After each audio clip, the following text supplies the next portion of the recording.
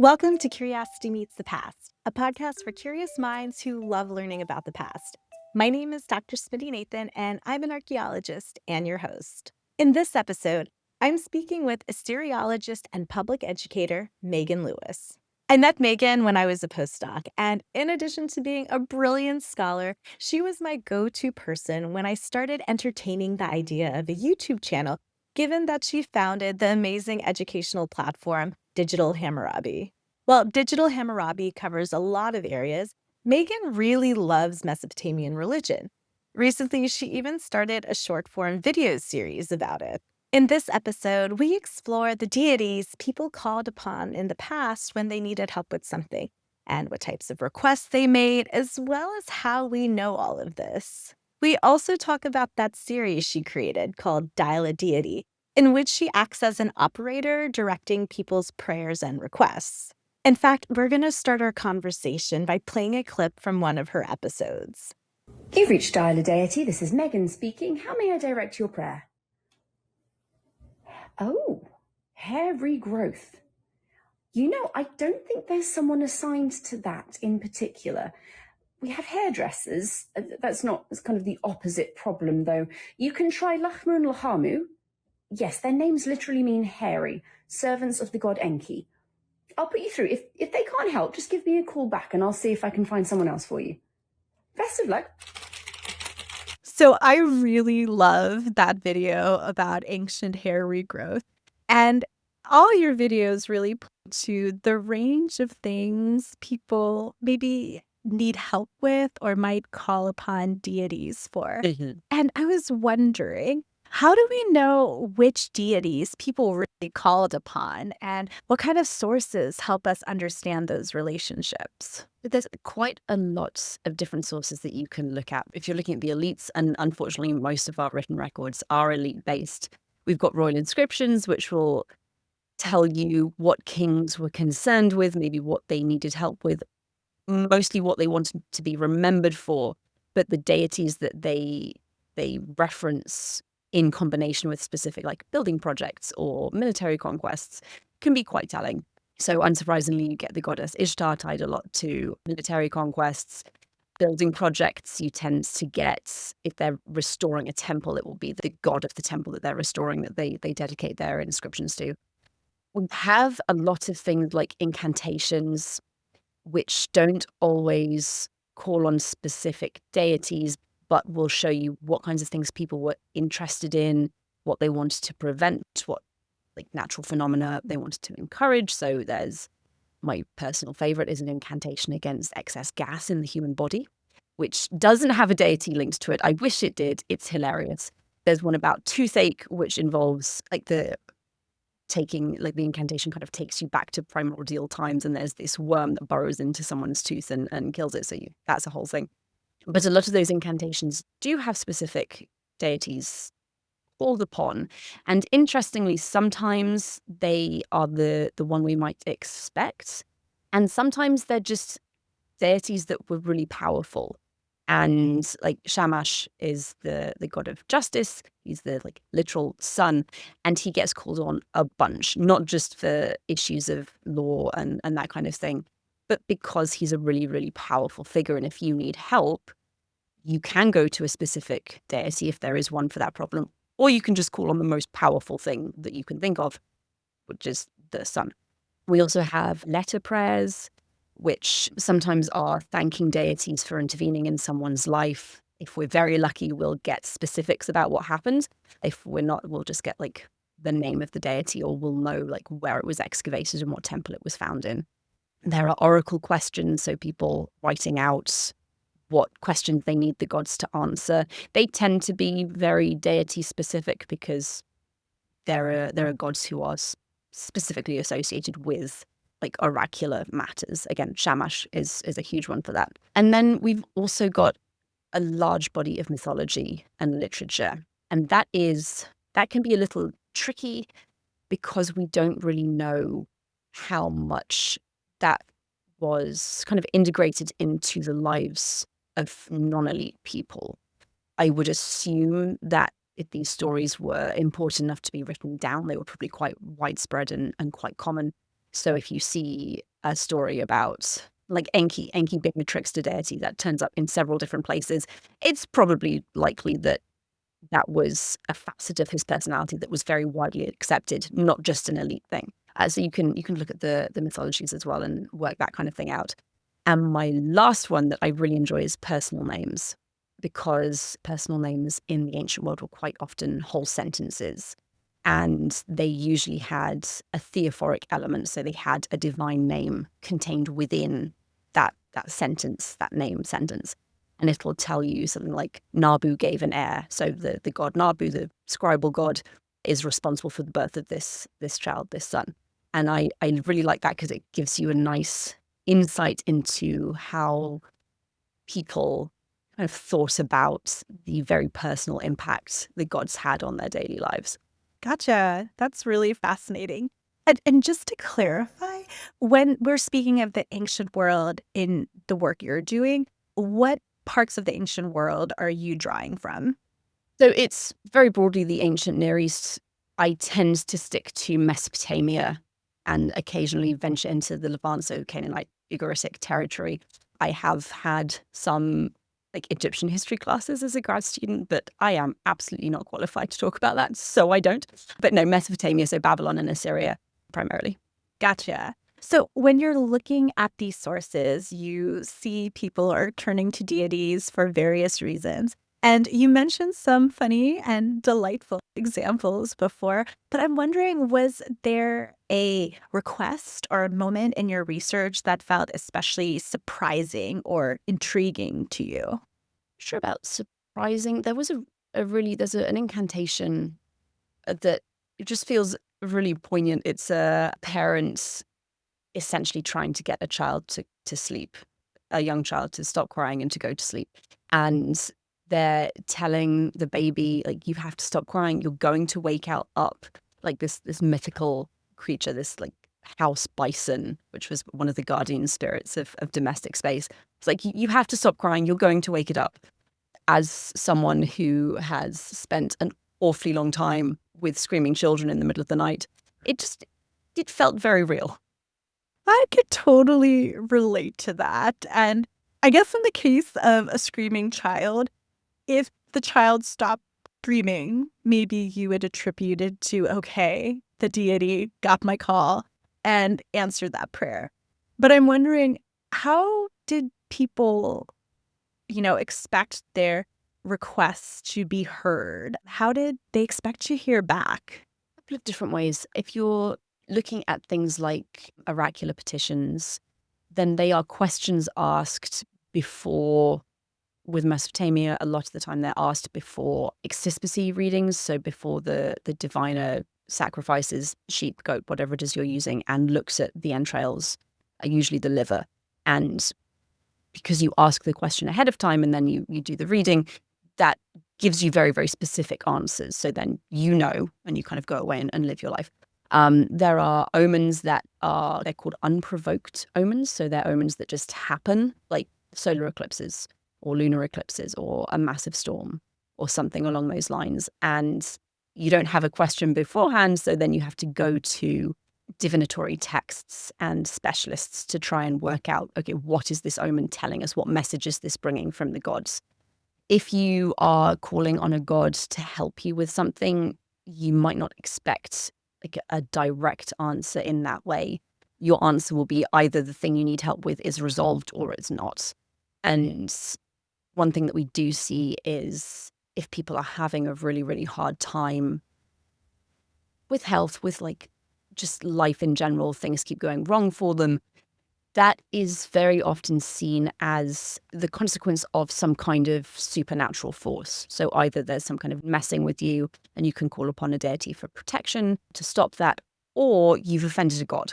And if you've done that, you are in trouble. And then the procedure is to try and work out which god it is you've offended so you can then try and fix that rift. And then you know that you're successful when your luck begins to turn. Gotcha. That's really fascinating. And it's made me think a bit more about just the role of gods, especially in, I guess, what we would term like polytheistic religions. I grew up Hindu personally, so I'm very familiar with having multiple gods and, ones with vibrant personalities as well. So I was wondering, could you introduce us to a deity that might not be very well known, but maybe has a particularly memorable or vibrant aspect of their personality? I think my favorite, who is less known, is the goddess Nisaba. And she is a very early Sumerian deity, and she starts out as the goddess of grain. And then somewhere along the way acquires dominion over the scribal arts as well, which seems like a bit of a bizarre jump.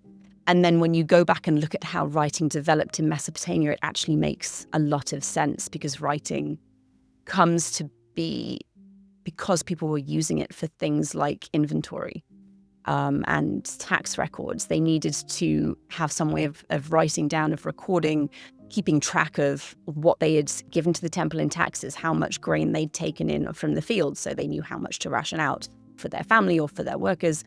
So the goddess of grain becoming also the goddess of scribal arts actually makes quite a lot of sense, because that's how writing started. And she keeps on like that for quite some time. You get a lot of literary texts will finish with praise be to Nisaba, with scribes kind of giving thanks for their ability to write, their ability to read, and dedicating whatever it is they've written to that goddess. Unfortunately, when we get to the Old Babylonian period in the reign of Hammurabi, he elevates the city god of Babylon, Marduk, and Marduk's son is the god Nabu. And then as Marduk is elevated, Nabu is also elevated, and he is kind of given Nisaba's role as patron of scribes, I guess. And Nisaba is seen as being his wife, and she's still, important, and she still does the writing thing. But Nabu is now the god of scribes, and I'm like, that's just some shit. Don't like that. Absolutely. We definitely need justice for Nisaba. But it's also a good example of how deities aren't static and, they change, whether it's in domain and personality or even responsibility. And I'm wondering if you could give us another example of a deity who underwent a change that you find particularly interesting. The goddess Inanna is an early Sumerian goddess. She turns up a lot in erotic literature. She's the goddess of sexual love and desire. She's an absolute princess and does a lot of foot stomping and complaining to her daddy when things don't go quite her way. And as time goes by and kind of the politics of the region change, and the Sumerians generally lived in the south of Mesopotamia. We've got the Assyrians or Akkadians in the north. As the Assyrians kind of rise in their power, they have a goddess called Ishtar, who is goddess of sexual love, but also goddess of warfare. And the two deities kind of get merged together, which is a really common thing in the ancient world. It's called syncretization.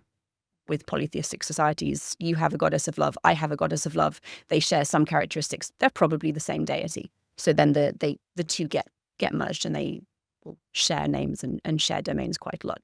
So you get this morphing of Inanna, who actually was also very early on a grain goddess, lots of grain goddesses. This kind of young goddess of love in the Sumerian literature. She's usually speaking as someone right before her wedding. She's in love with her bridegroom. She's kind of on that cusp of maturity, and then she kind of morphs into joins with Ishtar, who is still young. They're not old deities, but Ishtar's role is much more martial. Dumuzi, her husband, is much less important in the Ishtar literature than he is in Inanna's kind of love songs, I guess. You have such an artful way of describing these deities. I could totally imagine Inanna just stomping around. And with your Dial-a-Deity series, even though these are relatively short videos, you're able to give us a good feeling of what the deity might have been like. And I'm wondering, when you're creating these episodes, how do you balance that playful tone with the complexity of the ancient sources? I think by accepting that, given the length of the videos, I'm very constricted with how much information I can share. So picking one or two key elements for people who maybe haven't heard of this deity before. I get a lot of people who are just coming to this for the first time. I don't want to overwhelm them with 12 different facts about the god Nabu. No one wants that. So picking one or two things, and I try and find maybe a less known fact, because I do have a good amount of people who have been with me for a while or who have more of a background in the ancient world. So I want to give them something extra that maybe they weren't aware of as well. So I guess trying to keep it simple, but I do have a lot of fun coming up with different scenarios. People submit stuff to me, which is, I really, really enjoy. It takes me usually a while to get back to those because I want to make sure I do them justice. But occasionally I'll just be driving to pick up my kids from daycare and an idea will pop into my head and I think, that's an interesting one. I bet I could find a god to fit to that. Yeah, I really enjoy it. That's great. And we're enjoying it too. And it's a series that's clearly resonating with folks. And, I know as online archaeology or just online public educators, it can feel like a grind sometimes, the changing platforms or platform needs and changing algorithms. And it's sometimes hard to figure out what will actually resonate, but also that fills our cup. So with Dial-a-Deity, it's clearly resonated with people, but what has it meant to you personally? It's been a really refreshing way for me to do this work because before I started Dial-a-Deity, most of what I have done has been long form interviews, which I can't tell you how much I enjoy them. It's so much fun. Well, so much fun to sit down with an expert and ask them all of your questions. And people are so enthusiastic and so passionate and they want to share what they know. And I love doing it so much, but I don't have time at the moment for putting in the effort that's required.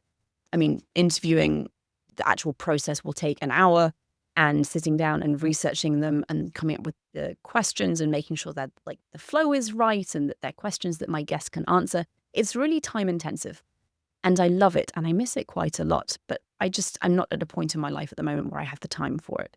So finding something that lets me share my enthusiasm as someone who's been in love with Mesopotamian religion and mythology for like nearly 2 decades now, but allows me to share it in a way that is sustainable. Because I can sit down and I can record 4 Dial-a-Deity shorts, and depending on how quickly I release them, that's me, like, I'm done for a couple of weeks. And then if I have a spare 15 minutes and I've got a bunch of ideas rattling around in my head or I've written them down on my phone, I can sit down and record a bunch more. So it's been really liberating to have a format that I can keep up with and that people enjoy so much. I was definitely not expecting people to enjoy it as much as they have. Well, I think your enthusiasm translates on screen too. And that's my, non-expert opinion on why this series has definitely captivated people. And I'm so appreciative that we got a chance to talk a bit more about the scholarship that goes behind creating the series. And to close this out, what do you hope listeners here take away from our conversation about how people in the past called upon their deities? I think that, and I think this is something that comes across in the video series as well, that people in the ancient past had almost identical concerns and worries to what we are currently dealing with, right? You have people worried about their health, you have people worried about their children, people worried about their jobs, they're starting a new project and they just want a bit of divine assurance that it's going to be okay. And the fact that we're separated by 3, 4, 5,000 years, and in many cases, half a country, half a globe, we're all still like people. And all of us, I think, or the vast majority of us, just want to live the best lives we can and bring something good into the world. One of my biggest takeaways from this conversation is that both humans and deities were dynamic, complex, and in certain instances, when they were in need, they sought the assistance of someone they thought could help. If you'd like to follow Megan's work, you can check out her website, digitalhammurabi.com. And that website has links to her YouTube channel, socials, and so much more. And of course, the Dial-a-Deity series. You'll find those links in the show notes, along with the link to a full transcript of this episode. And if you're curious to dig deeper and learn more about the educational content on Digital Hammurabi, as well as which ancient language Megan recommends to beginner learners, she shares that and more in a Patreon exclusive video. Our Patreon is free to join and gives you access to all of our extra content. If you'd like to support the podcast monetarily, we'd of course appreciate that too. Thanks so much for listening and cultivating your curiosity with us. We'll see you soon.